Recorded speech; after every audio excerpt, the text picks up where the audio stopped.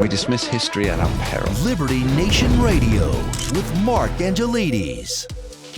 And we're back with Liberty Nation senior political analyst and longtime host of this here show, Mr. Tim Donner. Now, earlier we talked about the growing acceptability in media and politics of positions that would have, in recent years, been considered a little beyond the pale. But now I want to really drill down into political ramifications. Now, Tim, if you'll forgive me the extended explanation that I'm about to give, because there's a couple of data points I'd really like to drill down. And I think these are significant when it comes to the Muslim community in America and their support of Democrats, and specifically Joe Biden. First, there was a poll done for Arab Americans this last week, and it says that only 17% now support Joe Biden. That's down from 59% in 2020. That's 17%. Now, this most from importantly, 59 to 17. Exactly. Wow. And this is in mostly battleground states. And this is a rejection of his stance towards Israel. Now, this poll, it was commissioned by the Arab American Institute. So that's data point one. Point two is that also this last week, the National Muslim American Democratic Council, I think I've got that right, they issued an ultimatum to Joe Biden that he should use his power to call for a ceasefire immediately by close of business on November 1st, or they would, I'll quote you what they said, actually. They pledged to mobilize, quote, Muslim, Arab, and allied voters to withhold endorsement, support, or votes from any candidate who endorses the offensive against the Palestinian people. And they speak to the president directly, saying, your administration's unconditional support encompassing funding and armaments has played a significant role in perpetuating the violence that is causing civilian casualties and has eroded trust in voters who previously put their faith in you. Now, more than 1 million Muslim voters voted in 2020, the majority for Joe Biden, and the majority of those in swing states. So, Tim, sorry for going on so long, but I think the poll, it does not, one poll does not a summer make, to use the phrase.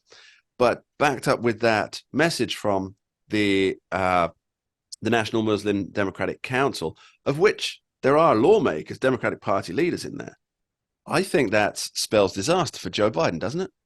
Well, it certainly does, because it puts him between a rock and a hard place. He has come down solidly, 100% on the side of Israel in this, and that has inflamed tensions among Arab Americans, as you've said.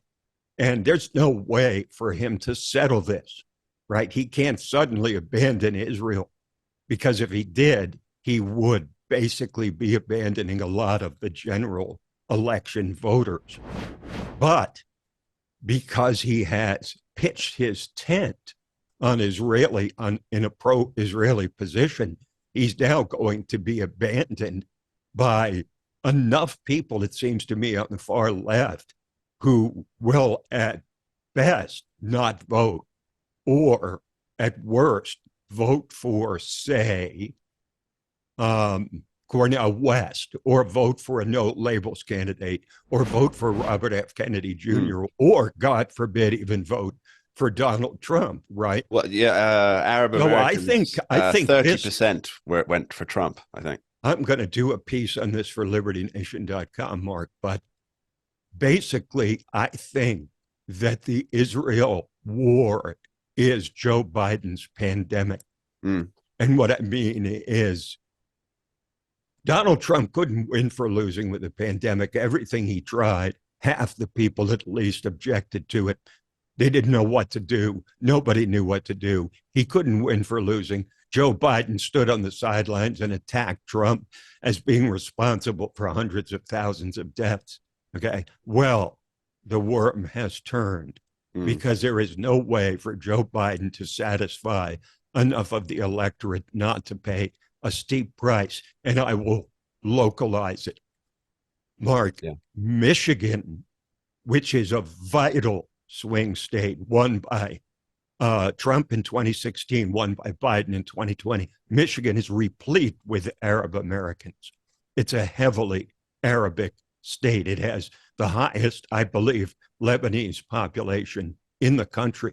So just that state alone puts Joe Biden into immediate electoral peril. And it's not something he can really do anything about, just like Trump with the pandemic. Yeah, Michigan, Ohio, Pennsylvania, these places all have large Arab American or Muslim populations.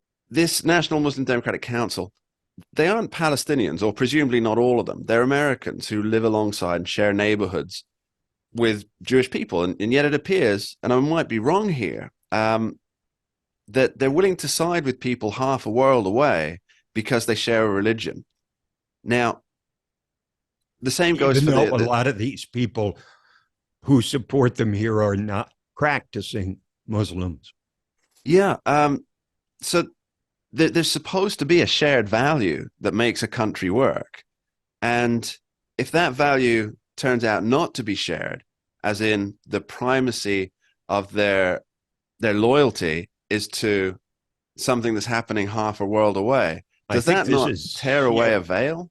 Well, this is, I will put it this way. It used to be when conservatives and liberals had differences, they both agreed that the goal was to strengthen the country and make it stronger. I don't think you can say that anymore because the left of the Democratic Party no longer believes in the same America that we all agreed on many years ago. And when we reach that point where we don't have shared values anymore, that's when we're in really deep trouble. Deep trouble indeed. Tim Donner, thanks ever so much for being here. My pleasure, Mark. We dismiss history at our peril. Liberty Nation Radio with Mark Angelides. Don't get caught up in the media madness. Join our movement for free thinking and free speech at libertynation.com. Publishing news and analysis 24/7 with original articles by our team of authors who tell it like it is. Join us each week for online TV shows, The Uprising Podcast, and Liberty Nation Radio. We believe in free thinking and free speech. We are libertynation.com.